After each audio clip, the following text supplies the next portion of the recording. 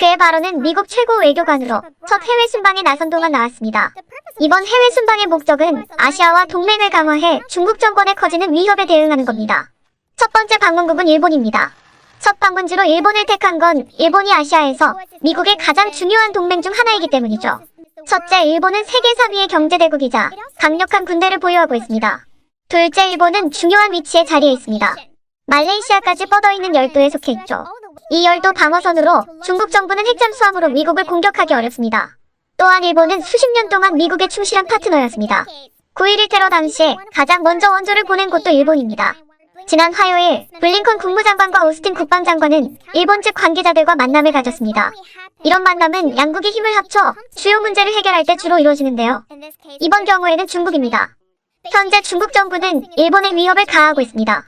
그들은 해안 경비대에게 중국해에 있는 외국 선박에 발포할 수 있도록 허용했습니다. 중국과 일본은 센카쿠 열도를 놓고 분쟁 중이며 중국 정부는 열도 근처에 여러 차례 선박을 파견했습니다. 안보 환경이 나날이 심각해지고 있어 미일 동맹을 더욱 강화해야 합니다. 미국은 센카쿠 열도가 공격받을 경우 일본을 방어할 것임을 재확인했습니다. 또한 양국은 열도 주변에서 합동 군사훈련을 실시했습니다. 블링컨과 오스틴은 한국으로 향하고 있습니다. 또한 이번 목요일에는 중국 최고 외교관들과 대면회담을 가질 예정입니다. 중국 공산당의 영향으로부터 플로리다주를 보호하겠다. 공화당 소속인 론 드산티스 미 플로리다 주지사가 지난 1일 기자회견에서 이같이 밝히며 중국 공산당의 적대적인 영향력에 맞서기 위한 법안을 발표했습니다. 드산티스 주지사는 지난 10년 동안 중국 공산당은 주도 면밀하게 전 세계 경제에 침투했다며 국내외 문제에 대한 중국 공산당의 영향력 확대는 미국의 안보와 번영의 가장 큰 위협이라고 지적했습니다. 그는 미국의 연구 교육 공무에 대한 중국 공산당 및 외국의 영향과 간섭에 단호히 맞서야 한다며 특히 플로리다주의 정무, 경제, 교육에 대한 이러한 영향과 관련한 우려를 해결하기 위해 중요한 조치를 제안함으로써 주도적인 역할을 할 것이라고 설명했습니다. 새로운 법안에 따르면 각 대학은 연구직에 지원하는 외국인에 대한 엄격한 심사 절차를 수립해야 합니다. 드산티스 주지사는 구조적 허점을 보완하고 제도적 심사를 강화하며 플로리다의 학교, 정부기관에 대한 통상적인 보호책을 적용하는 등 외국의 영향에 대한 전략적 보호장치를 마련할 것이라고 다짐하며 플로리다가 이 문제를 해결하는 데 앞장설 것이라고 덧붙였습니다. 동시에 미국 플로리다주 상원은 거리투표함을 금지하는 내용이 담긴 선거법 개정안을 통과시켰습니다. 이는 내년에 주지사 선거 및 연방 상원의원 선거를 앞두고 부재자 우편투표를 손보기 위한 것입니다. 이 법안은 등록 유권자에 한해 우편투표 용지를 제공하고 가족이 유권자를 대신해 투표용지를 받는 행위를 금지하도록 했습니다. 또한 선거 때마다 우편투표를 사전 신청하고 전화로 우편투표를 신청할 시에는 유권자 신원 확인 요건을 추가하도록 했습니다. 법안을 발의한 데니스 백슬리 상원의원은 향후 선거를 보호하기 위해 선거법 일부를 개정한 것이라고 밝혔습니다. 그는 법안이 통과된 이날 폭스뉴스와의 인터뷰에서 문제가 생기기 전에 앞서 나가야 한다. 우리가 실패를 기다려야 하고 반문하며 법안 취지를 설명했습니다. 백슬리 의원은 법안 통과 전날 폴리티코와의 인터뷰에서도 나는 단지 불상사를 겪지 않기 위해 투표 시점부터 개표될 때까지 1년의 증거를 유지하고 싶을 뿐이라면서 투표를 하기 위해서는 투표용지를 우편으로 보내거나 사무실로 가져오면 된다고 전했습니다. 이번 결정은 2020년 미 대선 이후 우편 투표와 드롭박스 사용을 제한해야 한다는 공화당 의원들의 목소리가 높아지는 가운데 론 드산티스 플로리다 주지사가 우편 투표 용지 수거를 비판하며 일부 선거법 개정을 촉구한 가운데 나왔습니다. 하지만 민주당과 유권자 투표 권리 운동 단체들은 플로리다주나 다른 곳에서 이 같은 변경을 시도하는 것은 정치적 동기가 배후에 있다면서 멀쩡하게 제대로 기능한 투표 제도를 굳이 땜질하거나 수리할 이유가 없다며 반박했습니다. 플로리다주 여성 유권자연맹의 트리신 일리 대변인은 이날 AP통신에 특히 가장 큰 대선 이후에 우편 투표 제도를 변경하려는 것은 유권자를 혼란에 빠뜨려 투표를 포기하게 하거나 투표를 힘들고 복잡하게 만들려는 의도가 아니라면 이해할 수 없는 일이라고 비난했습니다. 하지만 이러한 민주당의 반발에도 투표의 투명성을 보장하기 위한 움직임은 미국 전역에서 일어나고 있습니다. 킴 레이놀즈 아이오와 주지사는 지난 8일 선거 때 투표할 수 있는 기간을 축소하고 부재자 투표를 보완하는 법안에 서명해 법으로 제정했다고 CNN 방송이 보도했습니다. 이 법은 사전 조기 투표 기간을 29일에서 20일로 단축하고 선거일 당일 투표소 마감 시간을 종전의 오후 9시에서 오후 8시로 앞당겼습니다. 이 법은 또 부재자 투표에 여러 새로운 규제를 부과했습니다. 여기에는 유권자가 먼저 요청하지 않을 경우 선거관리들이 부재자 투표 신청서를 보내주는 것을 금지하고 투표용지가 선거일 마감 전 카운티에 도착하도록 의무화하는 내용이 포함됐습니다. 전체적으로 투표에 대한 문턱을 높이는 내용입니다. 레이놀즈 주지사는 모든 선거의 공정성을 보호하는 것은 우리의 의무이자 책임이라며 이 법은 아이오와의 선거 관리들에게 선거의 부재자 투표, 데이터베이스 유지 관리, 명쾌한 이의 제기 절차와 관련해 일관된 지침을 제공해 통일성을 강화할 것이라고 말했습니다. 레이놀즈 주지사는 공화당 소속이며 이 법안은 지난달 공화당이 다수당인 2주의 상하원을 통과했습니다. 역시 민주당 쪽에서는 즉각 반발했습니다.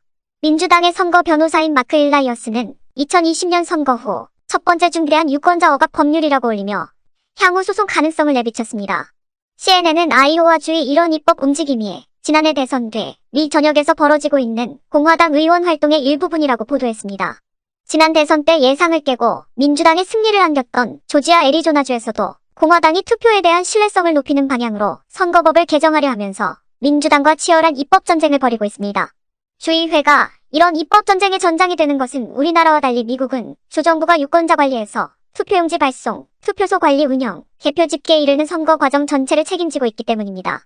진보 성향의 뉴욕대 법학전문대학원 산하 브레넌정의 센터에 따르면 올해 들어 미국에서는 43개 주의회에서 투표의 접근성을 철저히 검증하는 내용의 법안 253건이 발의됐습니다. 이는 지난해 같은 기간에 발의된 법안 수의 6배가 넘습니다. 일각에서는 자유민주주의를 유지하려면 억지로 끌어올린 투표율보다 투표의 진정성이 훨씬 중요하다며 투표의 접근성을 무조건 높이려고 하는 것이 아닌 투표의 모든 과정에 의혹이 생기지 않도록 관리하기 위한 법안 제정은 당연한 것이라고 말합니다. 대한민국에서도 4월 7일 재보궐선거를 앞두고 야당이 사전투표 변수 때문에 고심에 빠졌습니다. 지난 총선 직후 사전투표에서 의혹이 잇따라며 수사를 촉구했던 보수 성향의 유권자들이 최근 국민의힘 등의 사전투표 폐기에 나서라고 요구하면서입니다. 야당은 보수 지지층의 주장을 외면하기도 어렵고 그렇다고 이에 동조했다가 젊은 층과 중도층 표심을 잃을까 우려하고 있습니다. 반면 여당은 벌써부터 사전투표 독려 작업에 돌입했습니다. 이와 관련해 국민의힘 관계자에 따르면 최근 지난 총선 때도 사전투표에서 의혹의 정황들이 있었으니 이번 재보선에선 사전투표를 막아야 한다는 보수 지지층들의 제안이 밀려들고 있다는 것입니다. 국민의힘 역시 여러 차례 선거에서 사전투표율이 높을수록 현 여당이 유리했던 것으로 분석하고 있습니다. 실제 역대 최고의 사전투표율을 기록한 지난 총선에서 일부 서울 지역구에선 마지막에 사전투표함을 개표하면서 선거 결과가 뒤집히기도 했습니다. 하지만 국민의힘 관계자는 젊은 층이 사전투표를 선호하고 있다. 서울시장 선거에서의 중도표 확보가 중요한 상황에서 굳이 강성보수 지지층의 주장에 호응할 필요는 없다며 침묵 전략을 예고했습니다. 게다가 사전투표 폐지는 법을 개정해야 하는 사안으로 100일석밖에 없는 국민의힘이 나선다고 해서 선거 전까지 갑작스럽게 개정할 수도 없다는 것입니다. 사전투표 득표율이 올라갈수록 유리하다고 보는 더불어민주당은 사전투표 독려를 위해 의원들의 릴레이 사전투표 인증 이벤트를 추진하는 등 지난 총선 때보다 사전투표를 더 독려한다는 전략을 짜고 있습니다.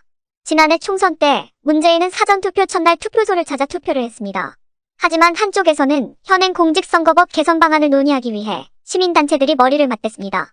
단체들은 주권자인 국민이 신뢰할 수 있는 선거제도를 만들어야 한다며 이를 위해 사전투표와 전자개표 개선이 우선돼야 한다고 입을 모았습니다. 사전투표와 전자개표는 오류 가능성이 커 국민의 불신도 크다는 이유입니다. 비상시 국연대는 선거의 공정성이야말로 대의민주주의의 기본 토대인데 주권자인 국민이 투개표의 공정성을 의심하게 되면 대의민주주의 자체가 위협받게 된다고 우려했습니다. 이어 대선이나 총선 등 전국 선거에는 누구나 투표할 수 있도록 선거일을 공휴일로 정했는데도 굳이 선거일 이전에 투표할 수 있게 할 필요가 없다고 강조했습니다. 선거일에 투표할 수 없는 사람은 부재자 투표를 하면 된다는 것입니다.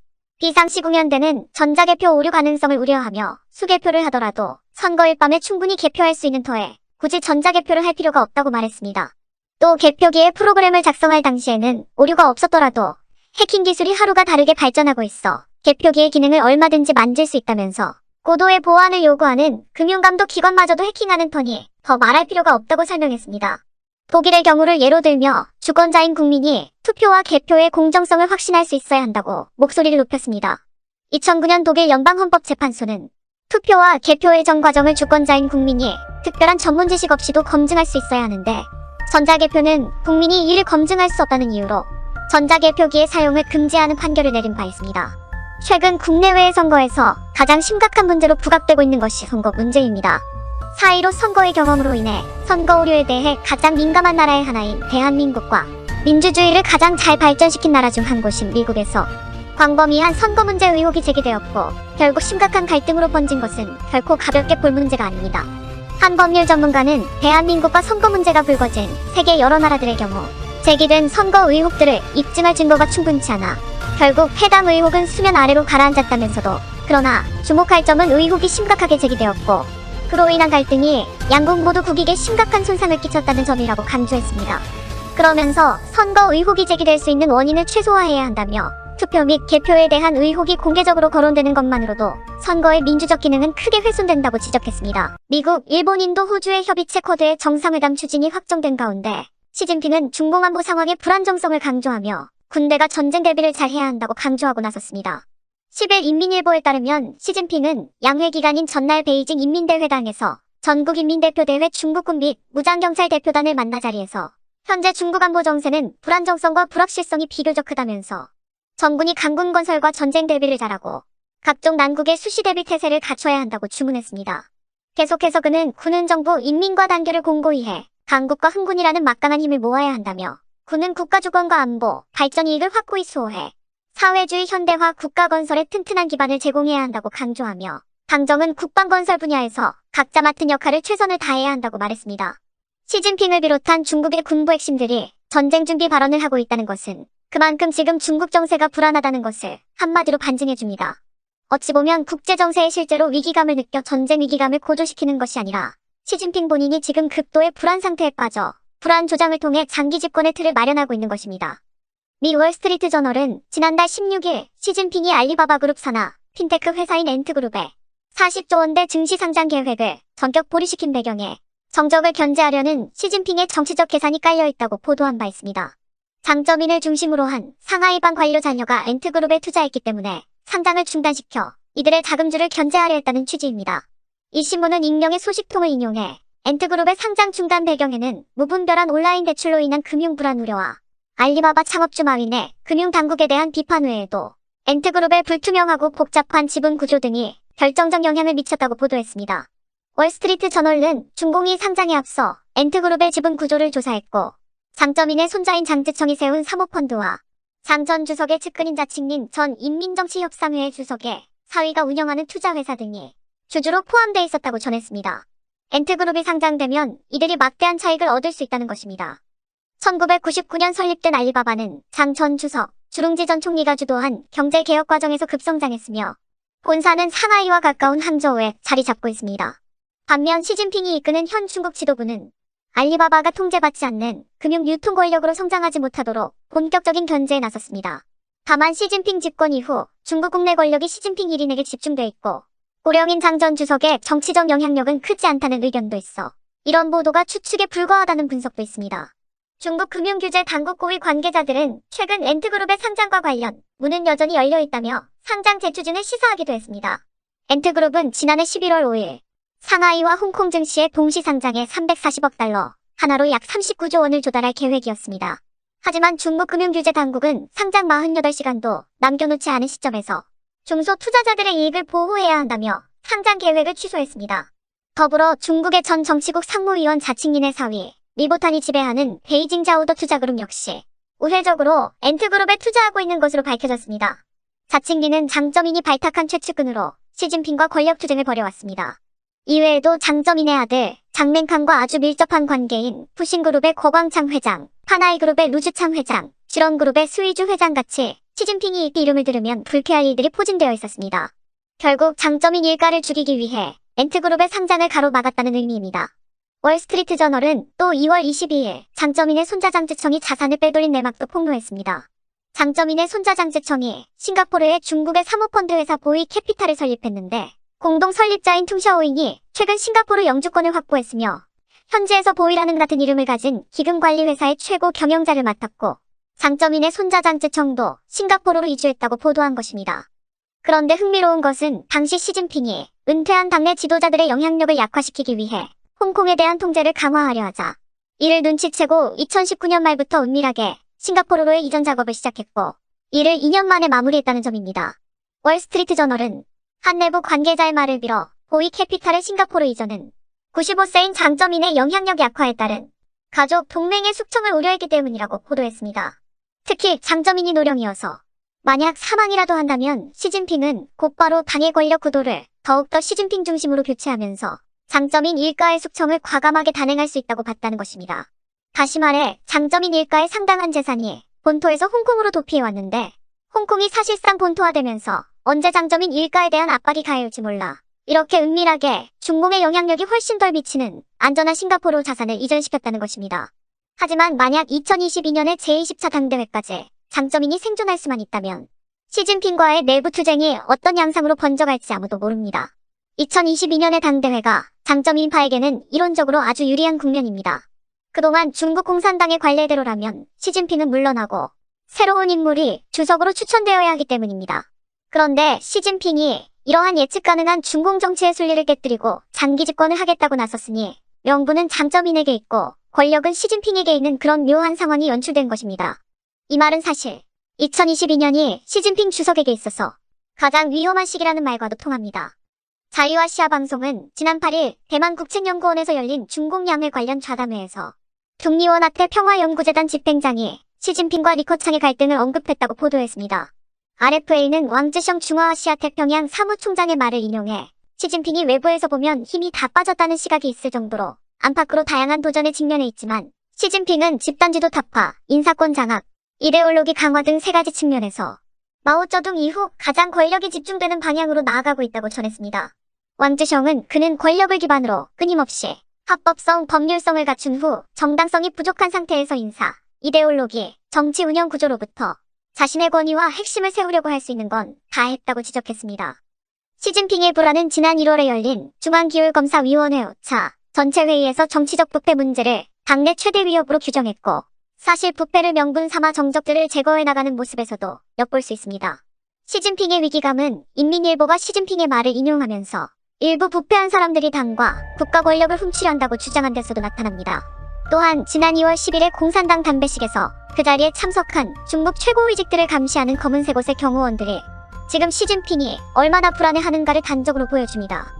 이에 앞서 미국 워싱턴 정보전략연구소 이형증 학자는 에포크타임스에 2022년 중공 24당 대회까지 2년이 채 안 되는 시간이 남았는데 2022년은 시진핑의 생사를 가르는 해가 될 것이라며 종신 집권을 실현하거나 워털루 전투가 될 것이라고 전망했습니다.